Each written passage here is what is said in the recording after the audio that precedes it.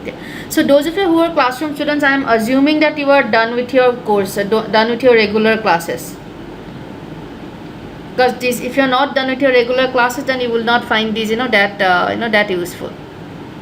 Actually, if you are not done with your regular classes, you might feel that this is, this is actually just be a little chaotic for you.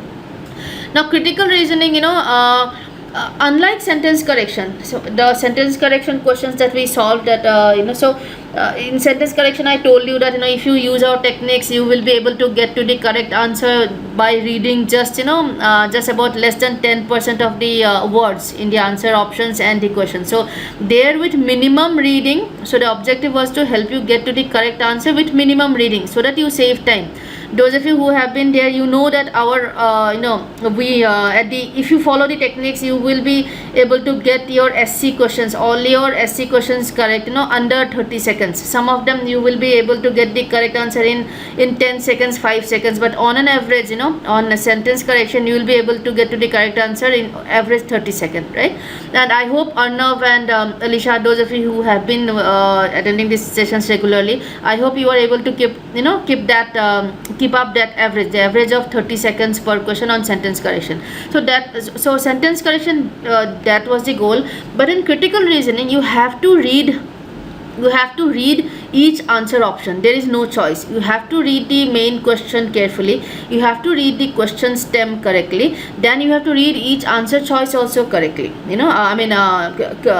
throughout, from top to bottom you have to read. So what I'm going to try and give you tips is to that, how to eliminate them, how to eliminate the wrong answer choices, what to look out for. So there are some strategies also, so that the moment you find that error, you can then just move out of the answer options. There are some very, very obvious errors in critical reasoning answer options, right? So I'm going to discuss some of those, so that you can just see them more clearly. So you don't instead of just going through each option with equal patience and trying to figure out what the correct answer is, I'll try to give you some shortcuts that will help you get to the correct answer with lesser time. Can everybody else hear me? Okay, so during this session, at any point, if you stop hearing me, or if you stop seeing the screen, just log out and log in again. I don't my internet connection is strong, so there is a probability that the internet connection at your end is probably faulty. Okay, now moving on, some very basic stuff. So in the question, when they say argument, when you see the word argument, it means the paragraph, right? It means a critical reasoning paragraph. You know that critical reasoning questions are, there is a paragraph of data, then there is the question stem, right? So when they say argument, the argument means the entire paragraph.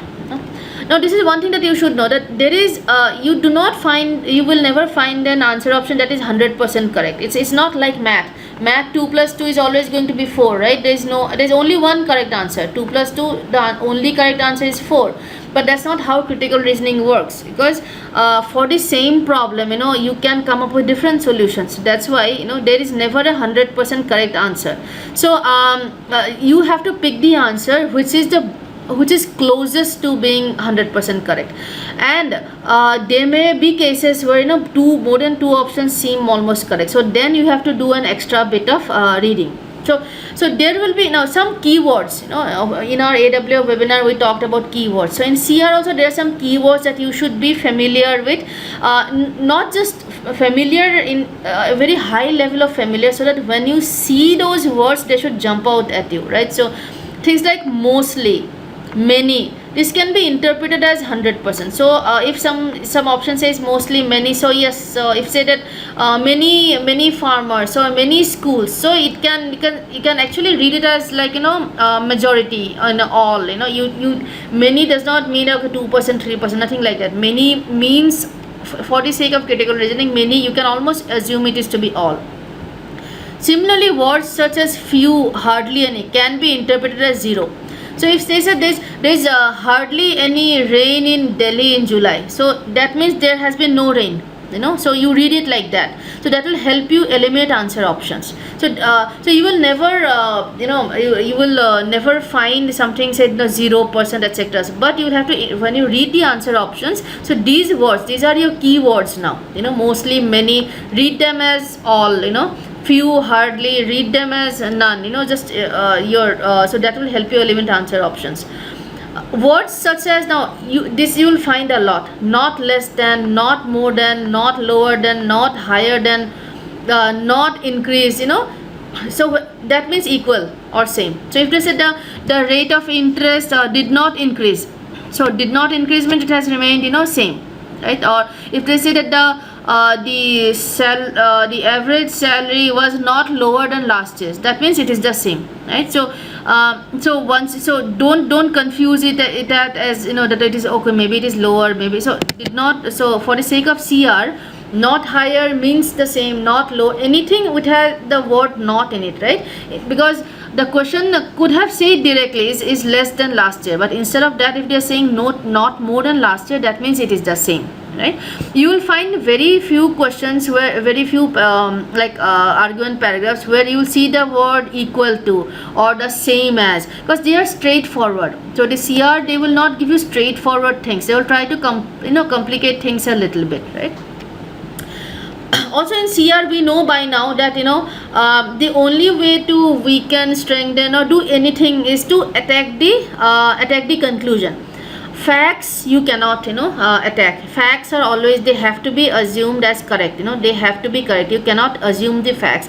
In fact, any answer option that is attacking a fact, that is going against a fact, has to be a wrong answer choice. So an interpretation of this or corollary of this is that if you get any answer option which goes against a given fact, so that has to be a wrong answer choice, because in CR only the conclusion or the reasoning, if I say that that it is cloudy, so it will rain. Now you can attack my my conclusion that it will rain. You can attack that. You can give me different facts to show that it may not rain. But you cannot say that, well, it is not cloudy, right? You can attack my line of thought, by saying that, well, cloudy does not necessarily mean rain. Cloudy, that cloud can be smog. You can attack my line of reasoning. You can attack my conclusion, but you cannot attack the facts. So by default, it means that any answer option that goes against the facts, that goes against the given facts, has to be wrong. So keep that in mind. Now of course you will not get in the CR body, you will not get the language saying that, oh, this is a fact. You will not get this. So some of the again, the words such as information, findings, evidence, assertion, they mean facts, right? So that means they cannot be wrong. Okay. So words such as claim, argues, suggests, predicts, judges, conclusion, result, reason, all of this etc., they mean opinions or conclusion, and this is what you can attack, right? So if any question you have something that says that the blah blah blah is the information, and so based on the information or the information suggests that etc., so that sentence you can attack. So whether if you have to strengthen or weaken that argument, so what you have to focus on is that sentence, that is drawing the conclusion, because there may be a gap in logic from the given facts to the conclusion, right? There can be a gap in logic, right? So that is what you have to attack. Now look out for these words, see. So as I said, when you do questions, like when you practice questions, you have to become so familiar with this that the moment you say this, your brain should automatically say that, okay, well, this is what I'm trying to, so when I read the answer options, this is what I'm trying to see if I can weaken or strengthen, etc. Or these are the facts, so these are, if I find any answer option that is going against these facts, and I have to eliminate it, right? So this is how you need to train your brain, and it will come with practice. It is not going to come overnight. You have to whether it's CR or SC or anything, I can give you only strategies. It's up to you to become become experts in that, and the only way to do that is practice. That's the only way. Okay, now this is another thing: avoid harsh answer choices unless the question itself is equally strong. So instead choose answers that give you room to maneuver, right? Good options are may, might, can, so this is whether it is CR or RC. This is common to reading comprehension also. Harsh or answer options which has very harsh language or very strong language, both positively strong or negatively strong. It can be strongly positive or strongly negative. Usually strongly negative and strongly positive answers are not the correct answers, right? The correct answers are the ones that give you, again, because it is critical reasoning, my reasoning can be different from your reasoning, and to begin with, there are no 100% correct answers. So that's why, but it means that the answer options that's going to be correct will have that element of slight doubt, and it's not going to be 100% one. Okay, so again, some keywords show a clear correlation between the question stem and the correct answer choice. Watch out for such keywords such as increased revenues, significantly better, substantially less, steep decline. So if you if they this you can see mainly in the question body. It would say that XYZ happened, so therefore there was a steep decline. So now in the answer options, you are looking the answer of, if there is an answer option based on which that the decline may be little bit or maybe even questionable, but if there is an answer option which gives you a clear cut answer to defend the word steep, there is a, see, you can say that I got 80% in my physics exam, and after that I but in the second semester exam I got my score steeply, there was a steep decline in my score even though I studied harder than I did in the first semester. So I studied in my first semester, I got 80%. I studied even harder for the second semester exams, but there is a steep decline. Okay, so now in the answer options, if you see that the question paper was tough, options such as question paper was tough, or there were some questions from the sections that were not clearly taught in class. Now those options will not be the correct ones, but because that does not describe that does not defend the word steep, right? On the other hand, if there is our answer options that says that, well, you did not study harder in the second exam, so that is also going to be wrong because it is going against the fact. Okay, now if you find an answer option that says that the steep decline, one of the reasons for a steep decline can be that I was suffering from jaundice during my second exam, so in spite of my best effort, so now that will give you a stronger reason. So keep on just you have to train your train yourself to identify the difference between reason between things that will cause a small effect and things that will cause a major effect. Again, this practice will come, this ability will be able to develop this only if you practice a lot. Nothing beats practice. Unlike maths, maths there are clear cut answers, but in verbal you have to practice to be able to identify the trends. In fact, whatever tips or whatever strategies that we give you, they are based on the question trends, that the trends that we have observed in the GMAT questions. Okay, any questions till now? Again, this is just a quick revision. Don't bother to take notes because at the end of the thing I would anyway all these videos will anyway be shared with you, so don't bother to take notes. Just listen to and if you have to take notes, I would rather that you take take a screenshot, right? So don't spend time on taking notes, just listen right now. If you want a particular screen, take a screenshot. Okay, now this is very you will get a lot of questions based on this. Ultimately, the GMAT exam is for prospective managers, right? After an MBA you are going to become a manager, so you will get a lot of financial finance angle questions. Things will be like so you should know this, that I'm sure you already know this. profit, you will get a lot of questions, whether it is assumption or evaluation or anything, or strength and weaken based on some profit and revenue. So don't mix these words. One of the most common things is that in the question body they will talk about profit, but in the answer option they will talk about revenue.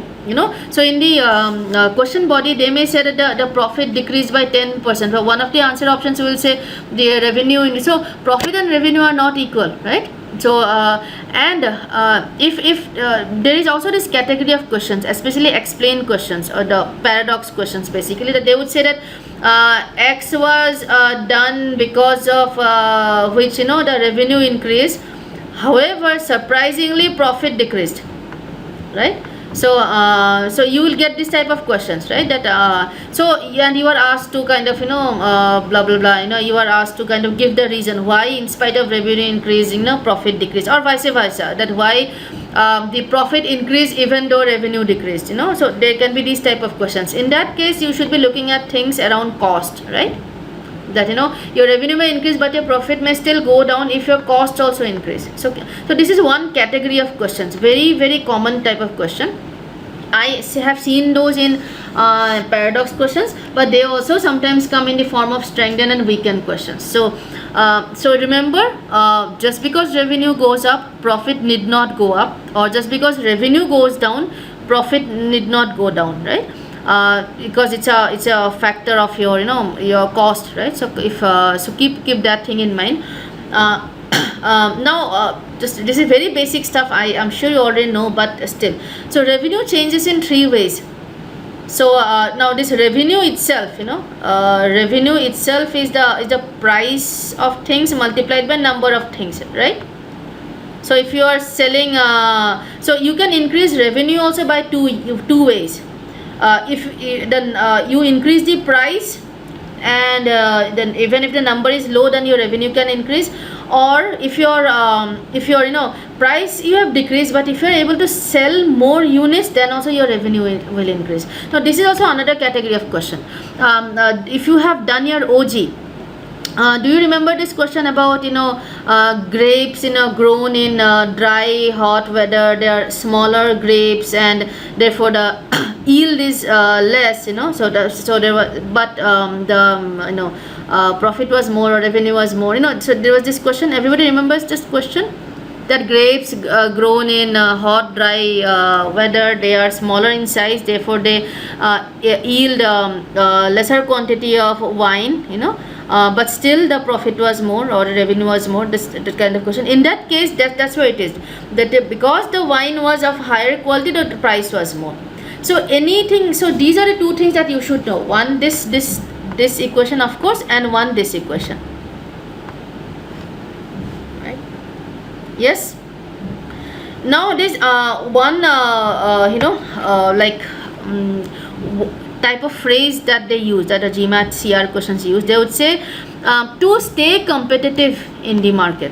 Now the meaning of to stay competitive is to not increase price or to decrease price, because that is how you beat competition, right? So, or it is does not make economic sense. Now when you say it does not make economic sense, that means you are talking about revenue and profit. You are not talking about some bigger impact of economic, right? So look out for these kind of words. They are very verbose, but they are ultimately is down to business. Anybody has any questions on this? The reason why I am spending so much on this is that you get a lot of questions based on this. The different permutation and combination of these stuff actually, but you have to keep your eyes and ears out. Very often students get questions wrong because they confuse profit with revenue, that they don't read carefully. So that's one of the most common errors that I have seen students make. The second phrase, is that one side that competitive. The other thing is that that there was does not make economic sense, or there was no economic advancement, and also something to do with economic. They will use the word economic, right? Or so that just means that it just relates to the company's profit and revenue. That even in planned questions you may have this phrase that this was not a economically sound decision, or the plan was not economically sound. Now when you mean economically sound, it does not mean anything. It just means that the plan did not help the company make money. So don't get confused with all these things. If you have numbers, if you have the question body talking about the argument, talking about profit and revenue and cost, then all the question is looking for is the profit and revenue of the company, nothing else. Any questions till now?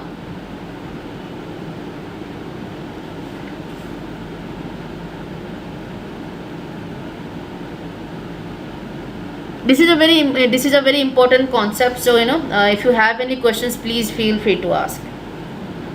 And very commonly tested, extremely commonly tested.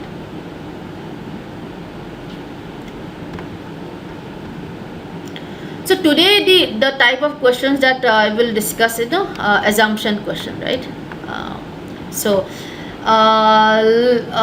Assumption questions are easy, are actually quite easy, but they can be tricky purely because the answer options will give you so many options that you will get confused. Ultimately it's an assumption question, so each of the answer option will be an assumption. So how will you know which one is correct, right? So that's why students make errors in assumption questions. So not because the question type of question is tough, but purely because there are way too many options to choose from. Right? So how many of you get a little stuck on assumption questions? Anybody who gets stuck on assumption questions? Yeah, that's purely because there are too many options to choose from. That is the only thing. You have to try and you read the question, then you read each option, then you try to decide whether that is the assumption or not. So and that is where you end up spending a lot of time. And as I said, you have too many options to choose from. You get confused. So now before getting into an assumption question, right? Before looking at the answer options in assumption question, you have to do a little bit thinking on your own, right? That if you would be solving this question, what would be so you have to spend some time thinking on your own before looking at the answer options, right? So you have to do this self thinking a bit, right? So we will go over the process and I'll tell you how. Now this is a very good marker, right? So that in assumption question, if you reverse the assumption, the conclusion would get reversed. For instance, if I say that I'll take with the example of the cloud, that it is cloudy today, therefore it will rain. So the basic assumption is that clouds cause rain. Agreed? So if I say it's cloudy today is cloudy, so it will rain. What is my assumption? Basic assumption? The basic assumption is that cloud causes rain, right? That is a very basic example, very simple example, but just a very basic assumption, right? So now the answer option, the answer option will say so the correct answer option would say A is the correct answer option, and the correct answer option would say clouds cause rain, right? And this will be the correct answer in that case. Now if you are not sure, let me say, okay, so now if you are not sure, so if you reverse this, what is the reverse of this? Clouds do not cause rain. If you reverse this, then this whole argument falls flat. Then I cannot I cannot say that it will rain because it is cloudy. So reversing the answer option, the correct answer option will reverse the entire argument. So the argument will not hold true if you reverse the argument. So that is one litmus test that you should do. Once you think an answer option is correct, you should do this test. If you reverse it, if you is your argument still does it hold true? If the argument falls flat, if the conclusion falls flat, if the conclusion becomes suddenly irrelevant, then that is your correct answer. Okay, so we'll do some examples to show what I mean, but this is a very good test. And in some questions where you get very very stuck, so I would recommend that when you read the options itself, start by reversing it. So will just when I do the questions, I will show you.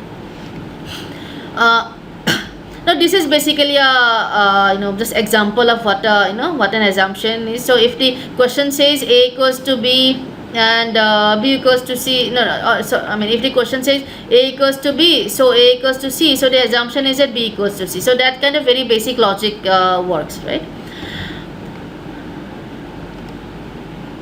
Now this is one hack, that answer choices that have the word should, you can immediately eliminate.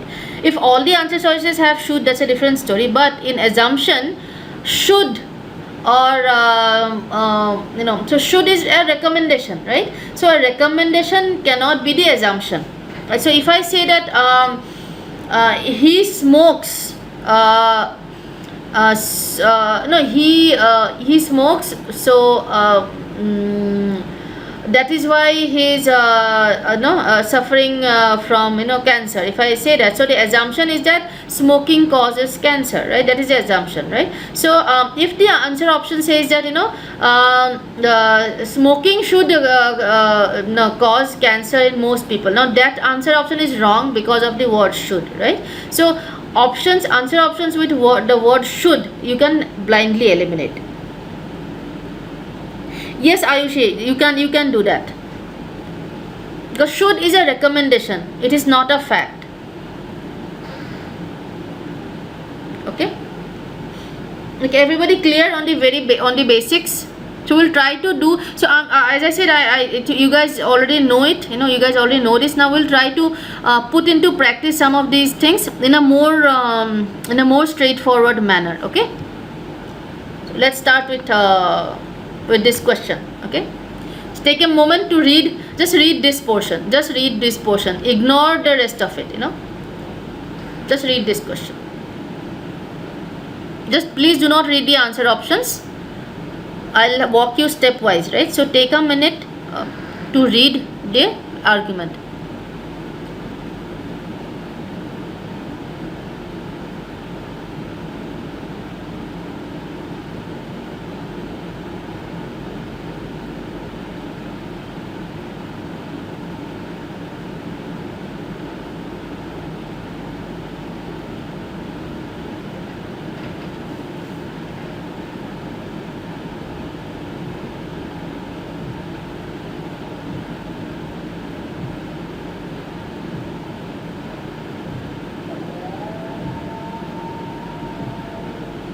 Okay, done? You have read, just read this portion. So it says, to prevent some conflicts of interest, Congress could prohibit high-level government officials from accepting positions as lobbyists for 3 years after such officials retire. So one such official, that means a government official, high-level government official, he feels that such a prohibition would be unfortunate because it would prevent high-level government officials from earning a livelihood for 3 years. So the Congress is recommending that prevent high-level, just pass a law so that the high-level government officials, they cannot become lobbyists for 3 years. Now this one of the high-level government official, he's saying that, well, then people who retire, so for the next 3 years, how are they going to earn their livelihood, right? So that is, so there are two things here. Now the basic, so what do you think is the assumption here? What is the assumption? Don't look at the answer options, please. As I said, do a little bit of your own thinking. Don't look at the answer options. Do a little bit of your own thinking, so that they have no other work to do. So they have no other way to earn their livelihood, right? So our livelihood depends on lobbying. So any of these is the basically. So there can be multiple assumptions, right? The assumption can be that the high level government officials, they cannot do any other work except lobbying, or if they don't do lobbying, they will not be able to get any job, so they have no other ways of earning their livelihood. So there are these kind of assumptions, right? That it is that becoming a lobbyist is the only thing that they can do to earn a livelihood. So these are some of the assumptions. So do a little bit of your own thinking without looking at the answer options. Otherwise the answer options will confuse you for sure, right? Now let's look at the answer options. Laws should not, okay, out. Now this is a little hack that I'm going to teach you. That remember I told you that if you reverse the correct answer choice, then the argument does not hold true. So while reading the answer options, reverse it. So read the answer option like this: lobbyists are not typically people who have previously been high level, right? So this, when you read this, are not typically, so this is not impacting the argument at all, right? Agreed? When you're reading this as lobbyists are not typically people who have previously, so what? It is not addressing the question of earning the livelihood, so it is not having any impact. It is not having a negative impact on the argument.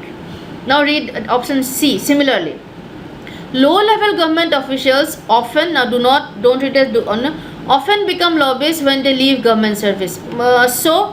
It is still not talking about how high-level government, so it's not doing that, right? Now, high-level government officials who leave government services are not capable. Now read this as, as I told you, read as reversing only. Are not capable of earning a livelihood only as lobbyists. So if you do this, then this has an impact, right? So that's why this is your right answer. Let's try and eliminate E. High level government officials who have government blah blah are not currently permitted, let's read it, are not currently permitted to act as lobbyists. So if it, again, this is, if they are already not currently, now this is attacking the facts, right? Remember we told that anything that attacks the facts, they have not prohibited yet. So but this option is saying that they are already prohibited. So this is, this is any way out. So your option D is the correct answer. Did you get it? Did you get it? Anybody, any questions? So I'm just telling you that, while reading the option itself, reverse it and read it to make your life easier. And when you do that, now do one thing on the same question. Do one thing. Just hang on. Now please read the answer options like they are given. Just read in your own head. Read the answer options and try to eliminate. Don't reverse. Just read.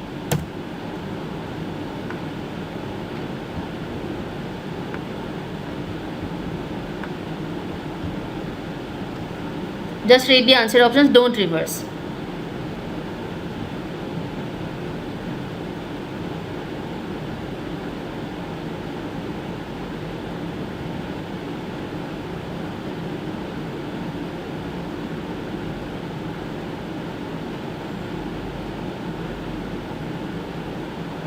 So if you just read the options without reversing, then every option seems to be, maybe this other than this option, every option probably starts seeming correct, and that's where the problem is, right? Yes, you see what I'm trying to trying to show you. Now this is very obviously wrong because the comparison is low level with high level, so all of you should be able to eliminate it anyway. If you read each option without reversing, all the options will sound correct. So this is a hack, this is your assumption hack. I like to call it the assumption hack. Read each option by reversing it. Okay, let's try this out. Yes, Kunal, you are typing a question. Any question? Anybody, any question?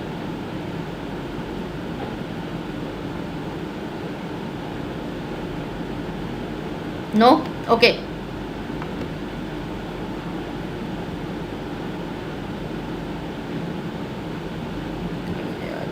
This is a half question. Okay, let's do this one.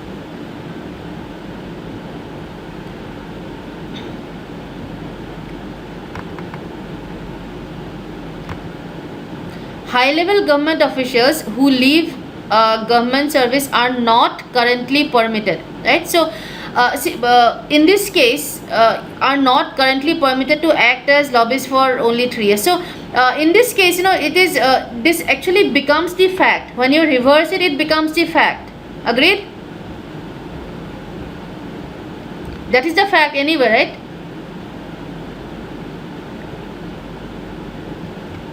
So that's why this is wrong. Okay, let's do this one.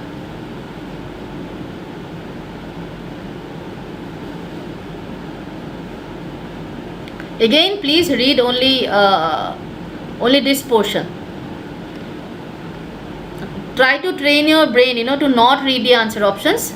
Spend half a minute understanding it, come up with your own assumption, and then read the answer option by reversing it. So let's read the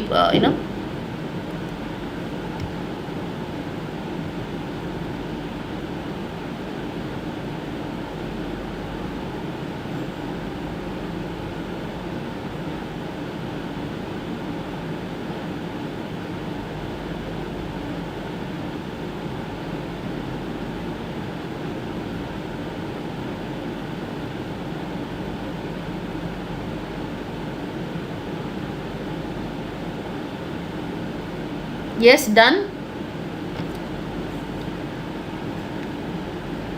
So those of you who were there in the previous webinars, by now you know that not to read all of this, right? Just read as NHCP.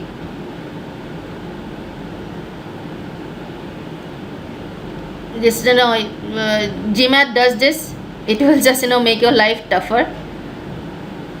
Okay, we'll go to it, right? So I will read with you. Okay, so NHCP, whatever it is, provides free healthcare to all citizens. In the last 5 years, NHCP funding has increased.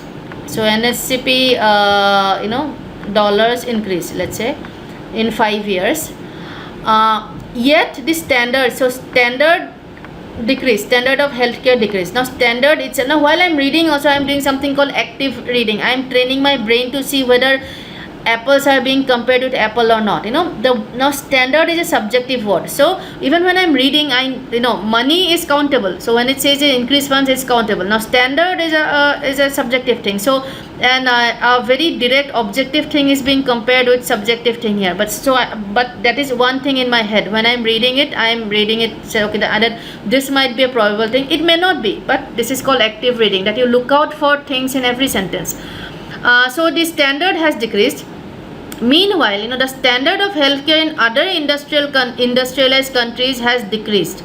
Has increased. Now, again, when I read this sentence, those of you who were there in the AWA webinar, you know that so use the same tactics while reading CR. AWA is very similar to CR. So have standard of healthcare in other industrialized countries. So before this, there is nothing to say that countries is countries that is industrialized, but here it's just suddenly saying that standard of healthcare in other industrialized countries has increased. So again, one of the major problems, whether it is AWA or CR, is wrong comparison. Like apples being compared with movies, let's say. So those, that's called wrong comparison. So that is one major problem with CR. So when you are reading, just there may be this may be that. Just train your brain to do that. Train your brain to find just identify problem areas that might come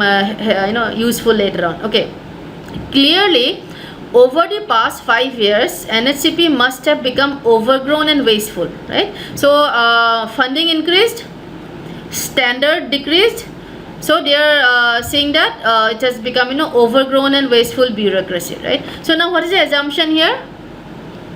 What is the assumption? There may be 10, you may come up with 3-4 different assumptions, but at least when you are forcing yourself to come up with one assumption, you are actually forcing yourself to think about a probable problem, and that will help you in getting the question correct. So it is saying that so the assumption here is assumption here is that the extra money got wasted, right? Yeah, whatever the extra money came in, so they did not put it in, so it got wasted. That's the assumption. Yes, they are not saying that it is being put into something else. It is saying wasteful. The word is wasteful. So they are saying that whatever the extra funding, whatever the increased funding, they did not put it into healthcare, it got wasted. So that is the assumption. Very just very basic assumption. Now when everybody clear with this problem? And we have, and when we are reading, we could also see, okay, so there can be many other thing also, there can be many other options also, many other problems as well. So which we can, when we get an answer option, we should be able to then catch it. So now we reverse, right? So NHCP, now we don't read the word not. Should, but we see the word should, I don't like it, it's out. Remember, anything with should we can eliminate, I don't have to read anything. So in the last 5 years, the need for healthcare among citizens increased. Now that's how you reverse, an answer option, increased to beyond the amount of healthcare that could have been provided by proper expenditure. So this option is saying that, well, the requirement of healthcare increased, then that could have been taken care of by the increase. Yes, right? Now if this is true, then your conclusion becomes wrong. Yes, then that means it is not go wasted, that the money was not wasted, right? It just means that the need for healthcare increased. Maybe there was an epidemic, maybe maybe there was some natural calamity, we don't know, but the need for care increased to beyond the amount that could have been provided by proper expenditure. So now when you say this, when you read it as when you reverse it and read it, then you know that, well, it was done, it was not wasted. They probably put it in, but it's just that what was required 5 years ago, now the requirement has increased equally. Yes, so this seems like the correct answer, but we read on. Was not suspected of wasteful money, so it was not suspected of waste from 5 years ago. Now my problem was, I read it as I read it in reverse manner, but I see the problem here, 5 years ago. So again, wrong comparison. We don't care what happened 5 years ago, right?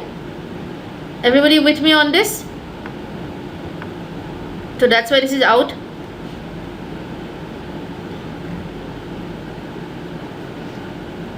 So option D, the standard of healthcare in the Z 5 years ago was not good. Let's reverse it and read it. Was not good related to so if it was not good, so that means even after putting, so it is not impacting the conclusion in any way. It is probably it is neither weakening nor strengthening, it is definitely not going reverse. Okay. So it was not good, so now also it is not good. We don't know whether it become worse or not. It just said it has, it has. So that's why it's wrong. Next is, and moreover, industrial countries at that time 5 years ago. So that does not. It's not a correct comparison anyway. Option E, if you read, most other industrial countries do not have. Reverse and read. Do not have. So even if they do not have, if other industrial countries do not have free healthcare, that still does not say that the money was not wasted in country Z. So this is out. Yes.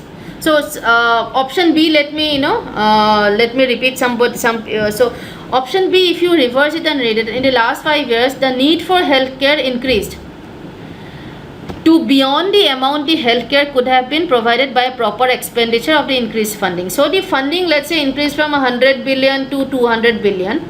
And earlier, let's say, the need, maybe in terms of people, let's say, maybe in terms of people, or maybe in terms of procedure, the cost required was probably 105, let's say. Now because the need increased, now this is what was the money provided and this was the need. Now if the need increased to 220 during this period for whatever reason, so even if you spend the entire 200, you are still not able to meet the need, and that is the reason for the decreased healthcare, not that they wasted the money. That's why when you reverse the option B, it tells you that the money was not wasted. Agreed? Did you get it? Vedika and Ayushi, are you able to understand?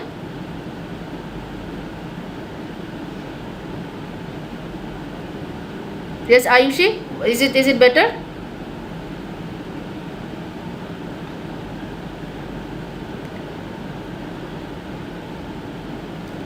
See, it's an assumption question, It's an assumption question. Kunal, I did not understand the question. Can you rephrase it? So Ayushi, yes, when you reverse the answer option, it should weaken or it should negate the conclusion. You are right in that sense. So when you reverse the answer option, if it negates or weakens the answer option, then that is the correct option.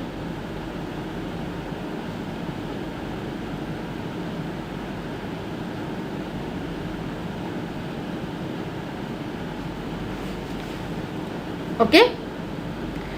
Kunal, let me go back to the original answer choice.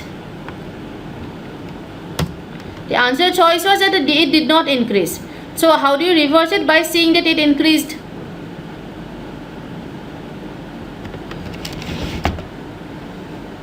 Okay, so the given answer option was that it did not increase, but when you read the answer option itself, you reverse it and read it. You read it by saying that it increased, and by doing so, if by reversing the answer option, if that negates or weakens the main conclusion, then that is the correct assumption. Got it? I mean, this is a technique to solve assumption questions.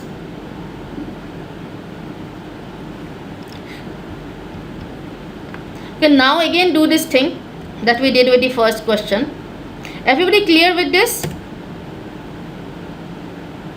Now if you just don't apply whatever you have learned, and if you just simply read the answer options, then you will not be able to get to the correct answer, or it will take you far long time. It will complicate matters a lot.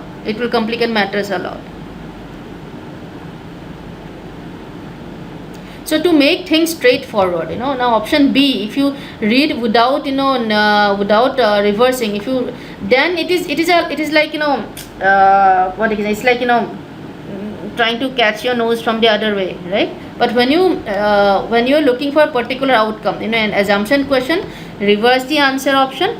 If by reversing the answer option you are able to negate or weaken the main conclusion or whatever the logic of the argument is, then that is your correct option. Now try reading the options as they are. It will take you far longer time.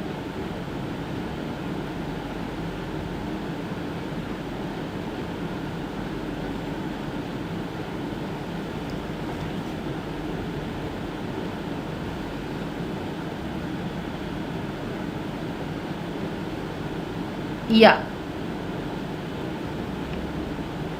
exactly, that's it. That's where the confusion is. So it's like but that is not the assumption. This cannot be the assumption. This is just a fact, right? This is just a fact. How can this be an assumption? It is not an assumption, it is just a fact. It is just a statement, just some extra data. It is not the assumption.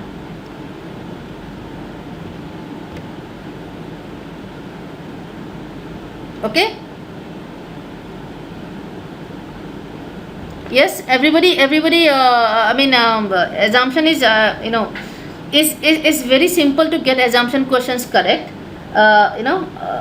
provided you get this, you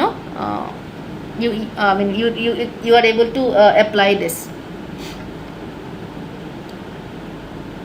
Yeah, we'll do a lot of questions, don't worry, Bharti. Yeah.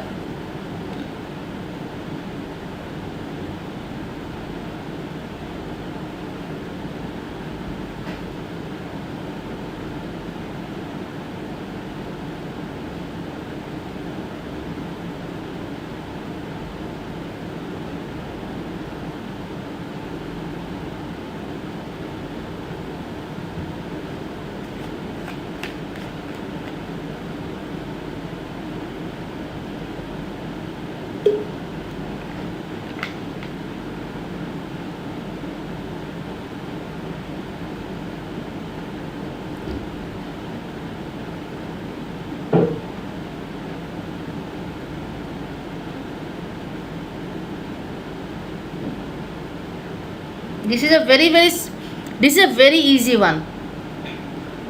Again guys, don't read the options please. See, I'm sure you can anyway get the correct answer. I'm just trying to show you the easiest and the most time time effective one, right? So please don't read the answer options.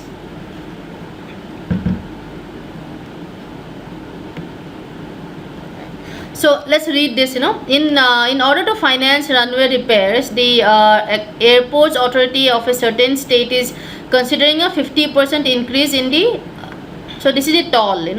$100 per mile. So a toll for aircraft. So aircraft for every mile they will pay $100. Using its main runway. The airport's director claims that the toll will increase the annual revenue generated by the main runway by what? So this is the this is the conclusion that the plan is to put in a toll. So for the aircraft, for every mile they will pay $100. Toll for using the main runway, and they are saying that it will help increase the revenue annual. So now remember I told you that when you see the words revenue, money thing, just keep an eye out for that. Remember the revenue, cost, profit, keep all those numbers in mind. Okay, now let's read. Okay. The amount of money required annually for runway repairs, we are reversing, right, will increase from its current level. Some of you might actually select A as the correct answer. However, we are talking about only revenue, not profit. So even if the money increase, so what? We are talking about revenue. We are not talking about profit. If the question would have been profit, then this could have been the correct answer. Got it? So this is a trick option here. So if instead of revenue, if it is profit, let's say, instead of revenue in the main question, if it were profit, then this would have been your correct answer. Because money spent on runway repairs is your cost, right? So your revenue minus cost is your profit. So if in the answer option, if it were profit, then this would have been the correct answer, but it is revenue. So we don't care what is happening with cost. So this is not having any impact, on the option. This is wrong. So now let's come to option B. The total number of trips made on will decrease. We are reversing each option and reading. While reading itself, we are reversing. So if the total number of trips decrease, what will happen? Nothing will happen, because the toll is on per mile, not on number of trips. Wrong comparison. Again, be very, very careful of the wordings and be very, very careful. So it's not on trips. So it is, even after reversing this, it's not going to have any impact, because let's say that one aircraft, in one trip itself, it may do many miles, and instead of 5-10 aircrafts doing 2-3 short trips on the runway. So this is wrong comparison. The C is also again, length of a trip made on it will not. Okay, so again it's a per mile. If you say that length of a trip, now this length can be in terms of time also, in terms of mile also, we don't know. So even if it decreases, it will it has no impact on the conclusion. Now let's look at option D. The number of aircrafts, now again, number of aircrafts who consistently avoid the main runways by using secondary will increase. Right. So if we have to argue that, okay, well, the number of aircrafts will do, even then it will, so that does not make sense, because number has nothing to, the toll is per mile. It's not on number of aircrafts, it's not on number of trips, right? So this is again wrong comparison. Your correct option by default becomes E. But if you read E, the total distance, now this is traveled by aircrafts on the main, will decrease. So if you say will decrease, then this will negate the conclusion. Therefore, this is a correct answer. Yes.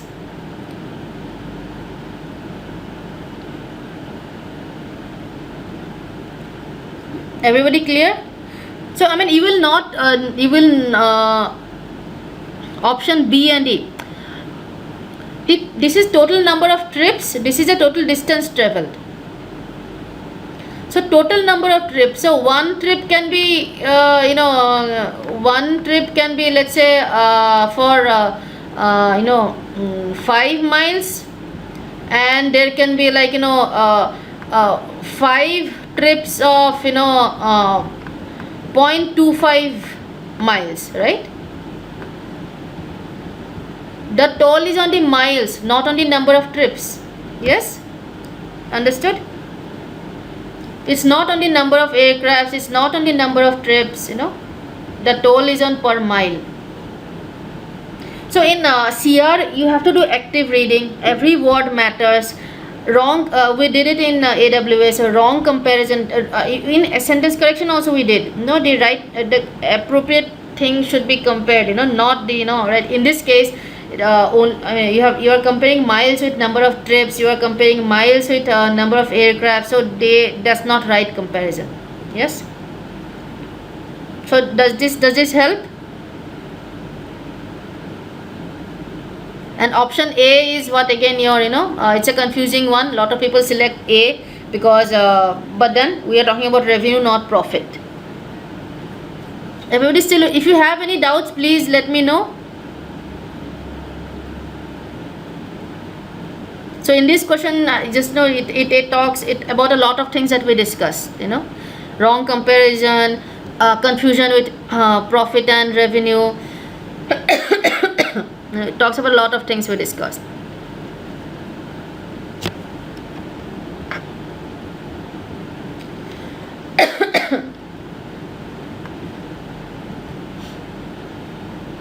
Okay, it's a short question, just read the question first.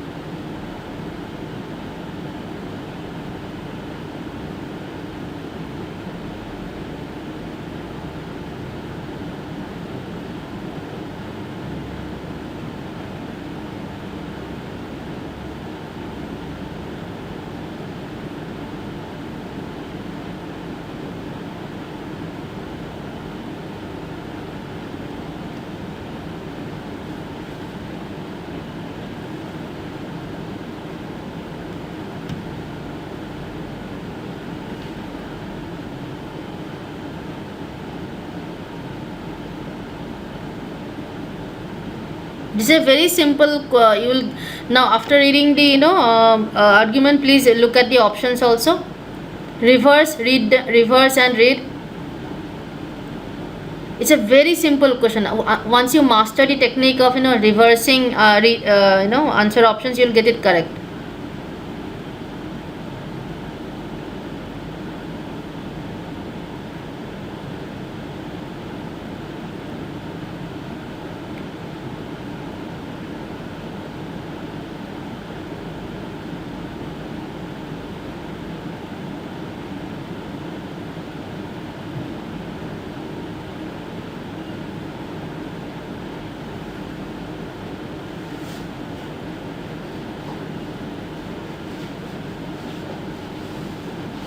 Yes, but do you think the D is not the correct answer? Rest of you, any what do you think is the correct answer? Please reverse and read.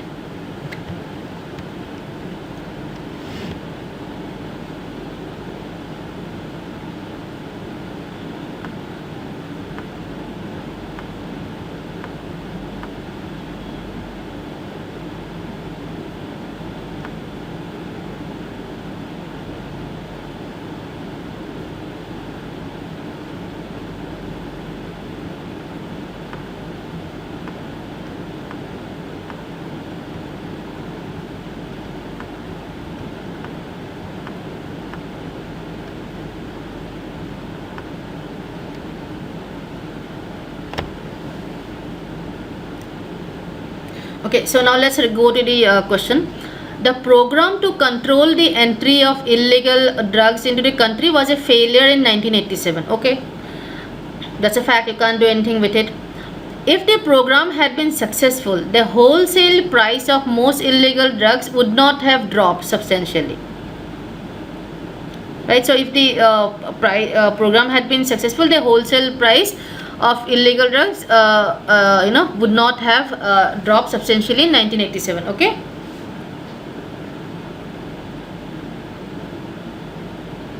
Everybody okay? So now let's reverse and read.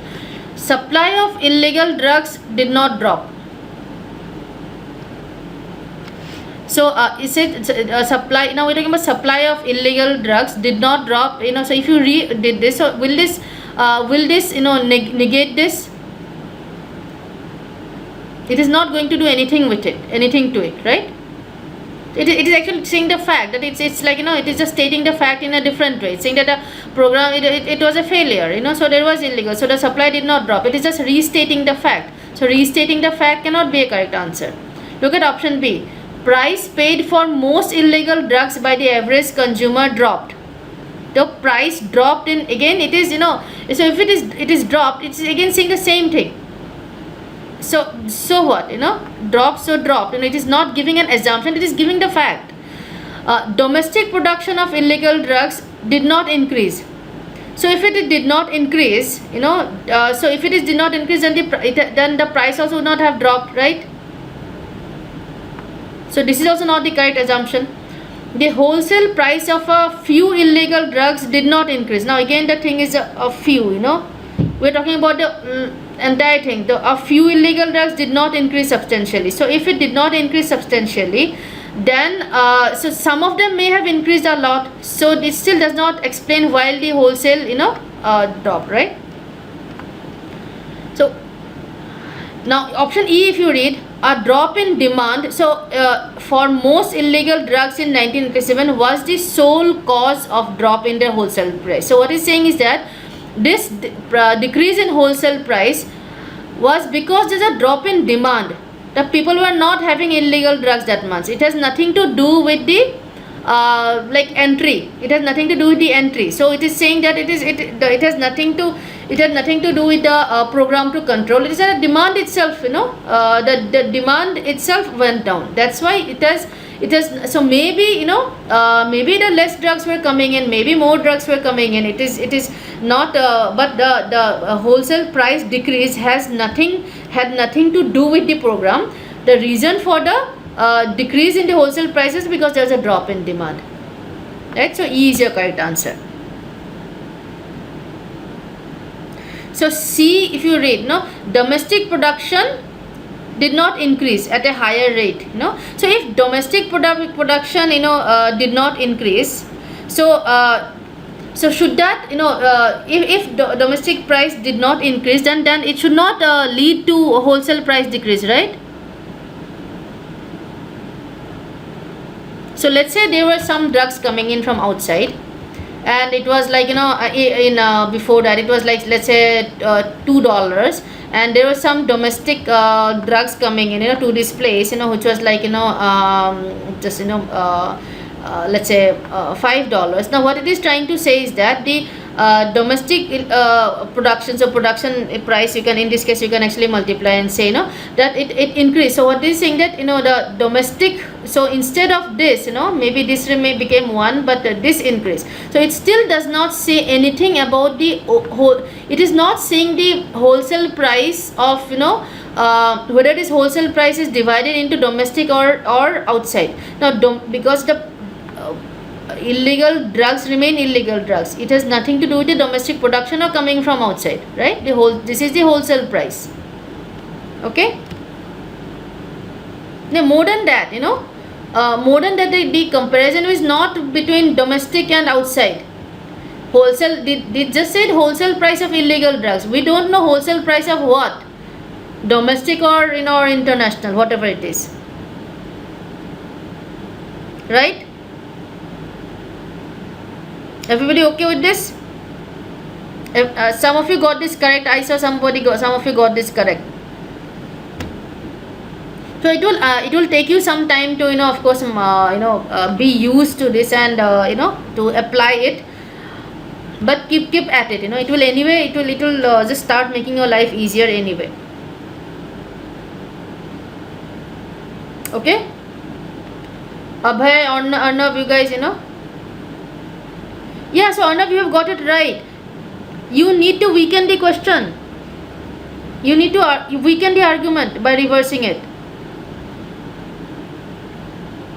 That is, you have totally got it.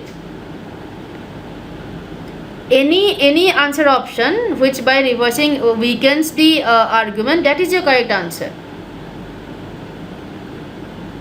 No, don't overthink it. Simply reverse the answer option, and if by doing so you are able to weaken or negate the main argument, that is your correct answer.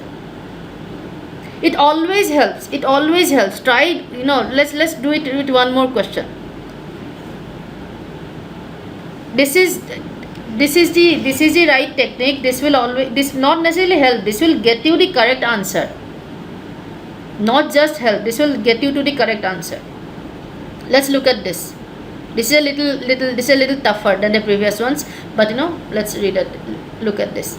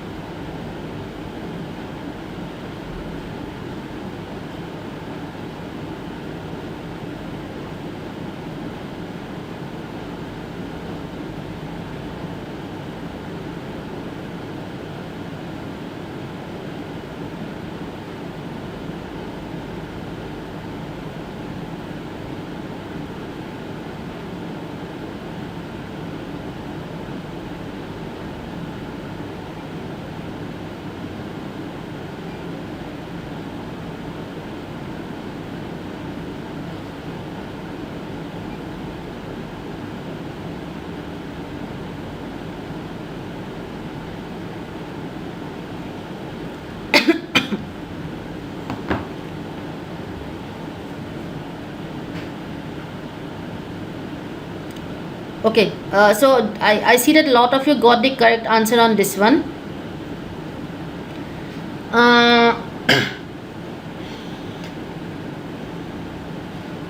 Okay, Kunal, we'll just go through this question. Okay, how about the rest of you? I'm at least glad to see that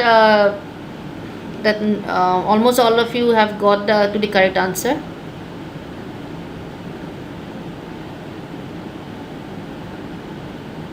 Okay.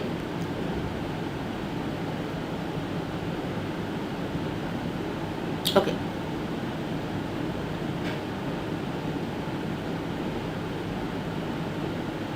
Yeah. So let's read this. Bank depositors in US are financially protected against bank failure because depositors means people who deposit money in banks, because the government insures all individuals' bank deposits.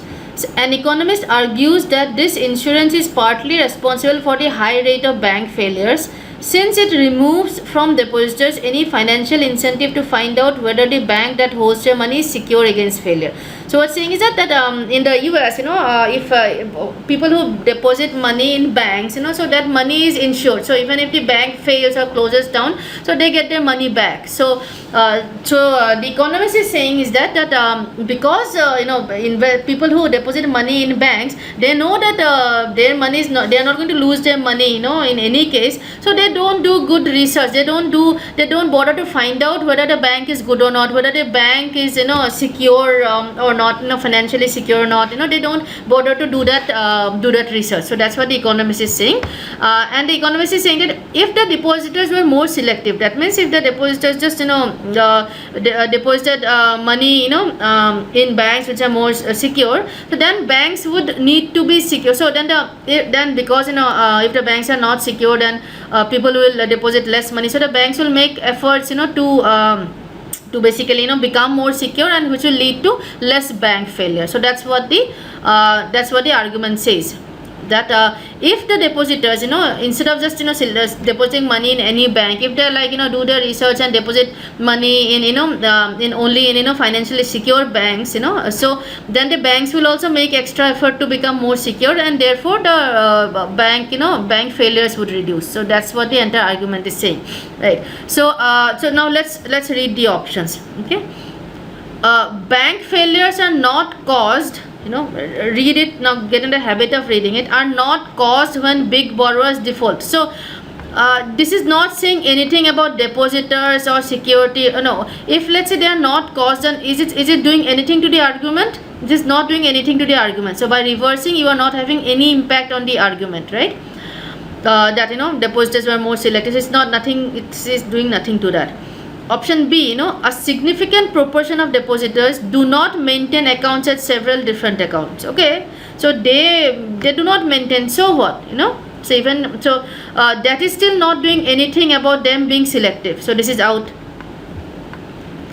The more a depositor has to deposit, the more careless he or she tends to be in selecting a bank, right? So it is saying that so if somebody has to deposit $100, he's still little careful. But if somebody has to deposit $500, he is more careless. So in choosing a bank, it is still not saying that how being selective. It is now bringing in another factor about the amount of money being deposited, right? So it is bringing in another factor, and by negating it, you are by reversing it, you are not having any impact, neither positive nor negative impact on the main argument. So this cannot be your right answer. In option D, the difference in the interest rates paid to depositors by different banks, or is a significant factor in bank failures. Okay, let's say that this is true, is a significant factor. But how so if the depositors were selective, now it has nothing to do with the depositors being selective and how bank failure can be. No, right now the argument is that the depositors are not selective in any case. They are not selective whether the rate of interest is more or high. They are not selective whether the bank is secure or not. They are not selective at all. So this option, even after you reverse it, it is again having no impact on the argument. So this is also out. Now option E, if you read, potential depositors are not able to determine which banks are secure again. So now what this is doing is that, well, they don't have the ability to be selective. They don't know. So now that negates or weakens your basic conclusion, right? That weakens the conclusion. Therefore this is your right option. So an answer option which after reversing is able to weaken or negate the conclusion, that is the correct answer in assumption cases. Now here in this case, the assumption is that depositors, they are in a position to decide which bank is secure or not secure. Now option E is saying that, well, if they are not able to, so if they are not able to, then this whole argument falls flat. Okay, did you get it? Vedika, Bharti, better? See, I am not saying that you will not get the answer correct, So I am not saying that you will, that you will not get the correct answer by any other technique, right? So if you read this, without negating it, if you read the answer options without negating, some of you will still get the correct answer, right? Some of you will still get the correct answer. But when you are negating and reading, then it's like becomes very clear. The negated, the reversed statement should weaken the conclusion. So you are looking for something much more straighter. When on the other hand, when you are looking for an assumption, then it's like it is very confusing. But when you are after reversing the statement, if you are looking for a statement that will weaken the argument, then it becomes a much straightforward search. That's all. Again, I am not saying that this is the only way to get assumption questions correct. But this is the easiest and the least time consuming. So it's just anybody has anything? Any doubts? If you practice it, you will realize that it has increased your accuracy as well as your time. Arun, that's a difficult question to answer. How much time should take in CR? I would say a minute, not more than a minute. You should not take more than a minute. Average, all CR questions put together, you should take about a minute per question. SC on an average, so if you're doing 10 SC questions, you should be able to do them in 5 minutes. If you are doing 10 CR questions, you should be able to do them in 10 minutes. It's not like per question, but on an average, in SC 30 seconds should be your target. In CR 1 minute should be your target. And you would need some of these hacks, to reach that time limit. Ultimately, RC, RC you have to read the passage. RC, you have to make time to read the passage. So you have to have some time for that. And GMAT is very sneaky. In most cases, the last 2-3 questions, end up being RC. So just people run into major time management problems. So right, everybody understood this. It's okay if you have not got a hang of it right now. It's perfectly fine if you have not got a hang of it right now. But go back home, pick some assumption questions. Do try this. Try to solve the question first. Without applying any method. Or like whatever method you were trying to do, try to do with that method. Then use this method. I can guarantee that you will be able to solve it in far lesser time. So next Saturday when you come at 12 o'clock, just do give me the feedback.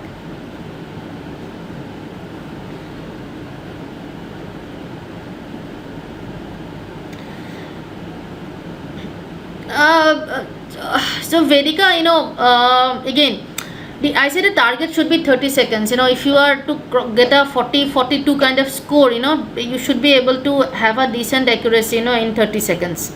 So you need probably more, more practice,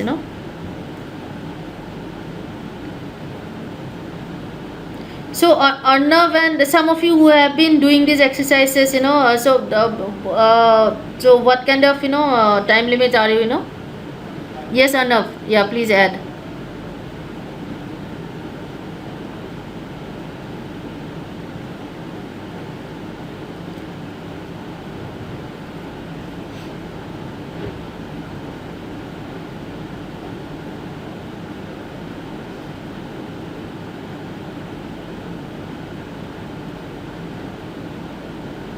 Yes, Arnav, that's perfectly fine.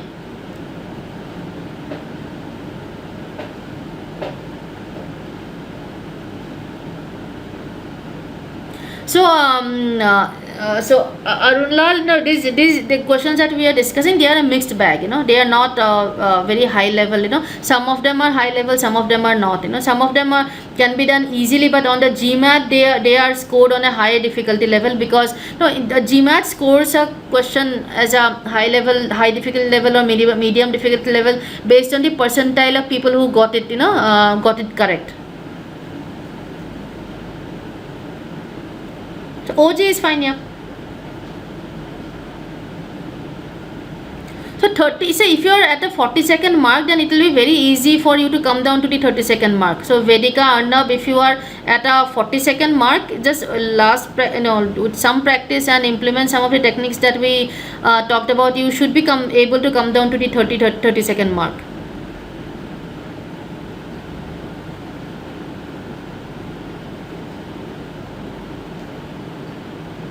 See, right from day one, you should not try to bring your time down. The first objective should be to get the question. See, it's a stepwise process.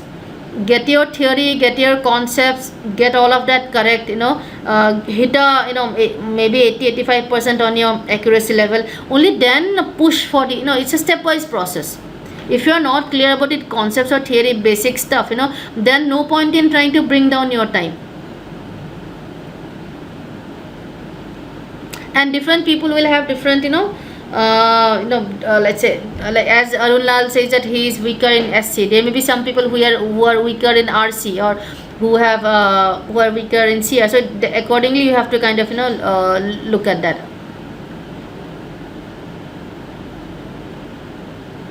Yeah, sure, Arnav. We just spent 3 sessions, so yeah, of course we did not cover everything, and every technique cannot be applied to every questions. But the ones that we discuss, if you are able to do them in 10-15 seconds, then your average would still be around 30-35.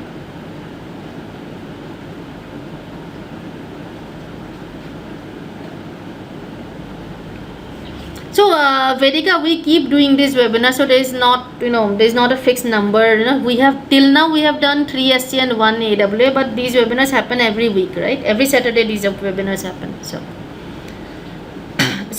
when I say till now, so basically we do these webinars with different instructors, right? So different faculty takes it, so as a series kind of thing. So I have done 3 SC and 1 AWA till now, but there will be other faculty who will continue to do it. So these webinars happen every Saturday. So Arnav, see, just you are already seeing some difference than your previous performance, so that's fine. So it will be you cannot expect to hit the 40-45 limit on day from day one. Just keep doing it, keep practicing, do the official questions, do question pack questions, you should be fine.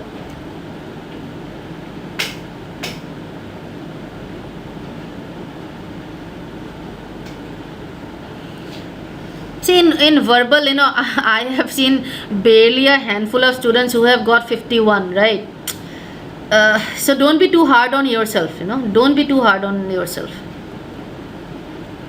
I mean, 80, once you hit the 80 percentile, 80-85 accuracy percentage, 80% accuracy or 75-80% accuracy, then you should try to work on your time thing, that is for SC, right? Okay, let's do one more question. So till now everybody is clear? Okay.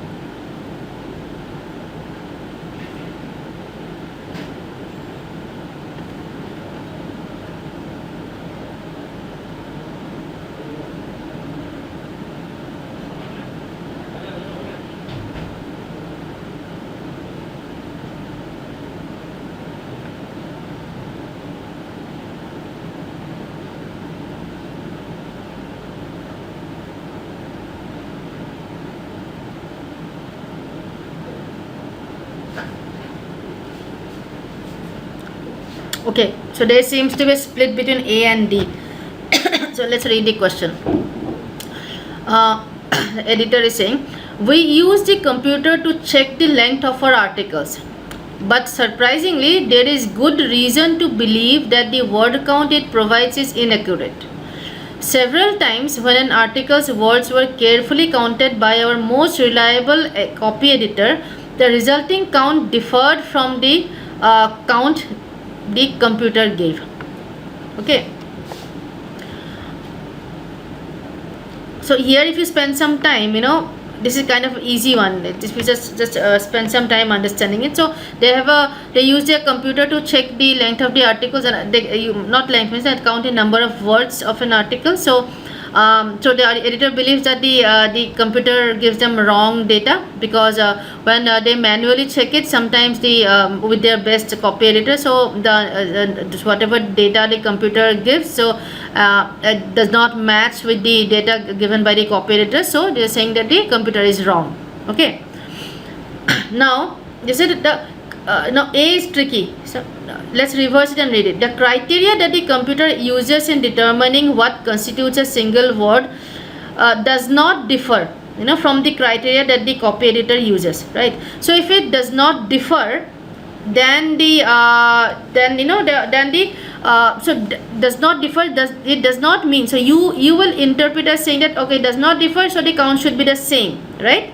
So you are probably thinking of it like that. But even if it does not differ, it is still not negating the fact that the computer is inaccurate. It does not differ, so but does that mean it is inaccurate? It's not weakening the fact that it is inaccurate. So that's why your A is not the correct answer. Option B, the inaccuracy of the computer's word count results from, so we don't care what the inaccuracy results from.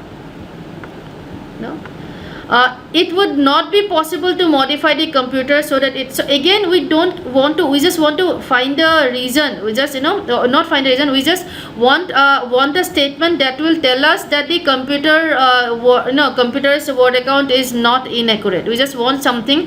We want to find the statement that will say that the computer is not inaccurate. We are trying to find something that a computer is not inaccurate. So this is not telling me that.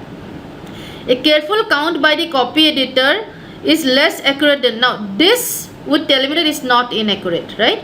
So here what this statement is saying is that it is saying that, well, the copy editor can also be is a copy editor who is inaccurate, not the computer. So it's directly saying that the editor is assuming that the copy editor would count correctly, right? But the option D gives me now a reason to say that it's weakening the editor's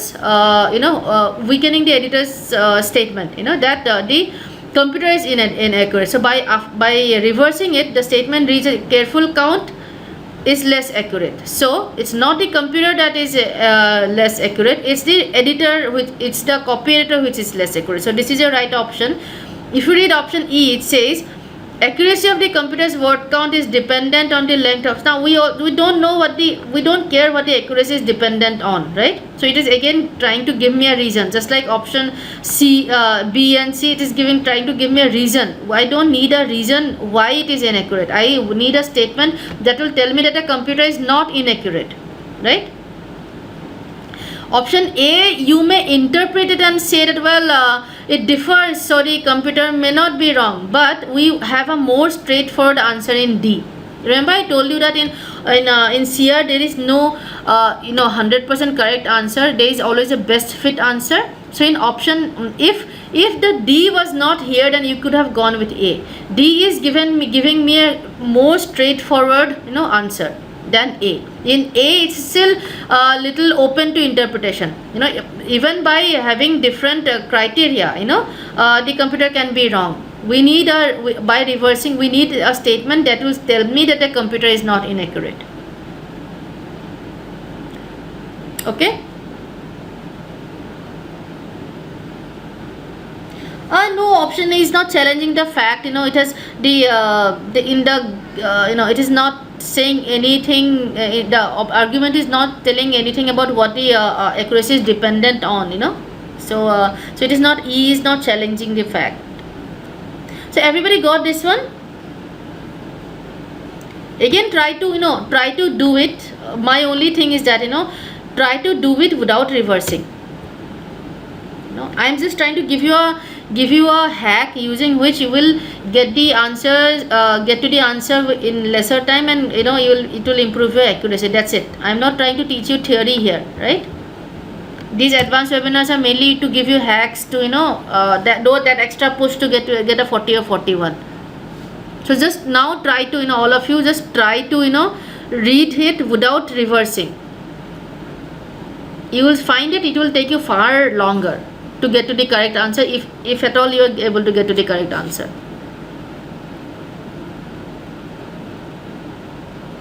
So try this with this question itself, right now try without reversing,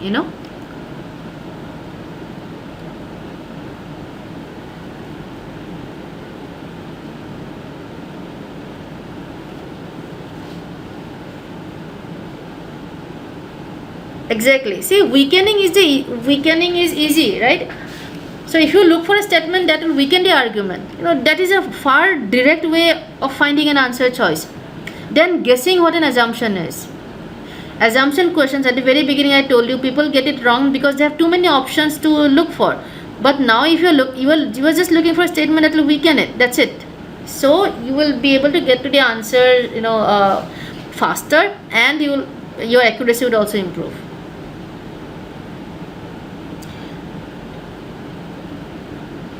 Yeah, this is only assumption. Every type of question has different hacks. This is only for assumption, just only for assumption. So just to summarize this, the reversing thing helps with only assumption, and there's some things that you will look out for. Don't confuse profit with revenue.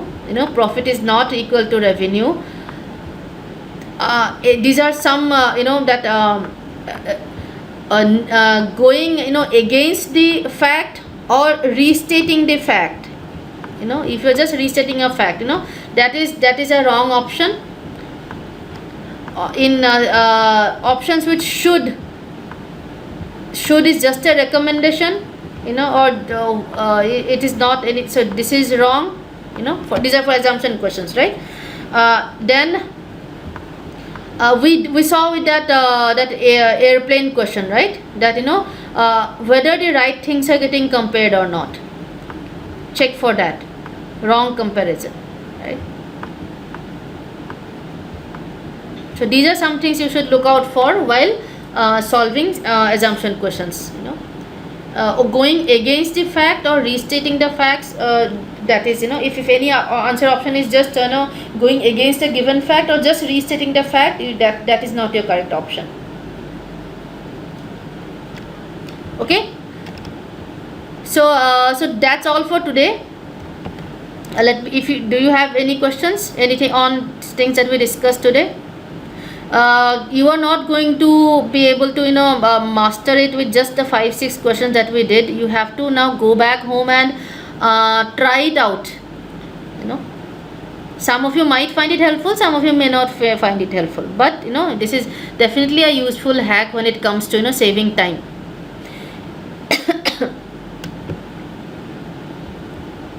So if you need the recordings, just so if you are a classroom student, and you need the recordings of the advanced webinars, just send an email to webinars@jamboreeindia.com.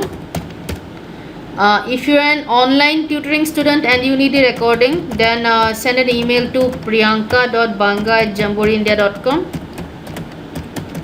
Right. So if classroom student, okay.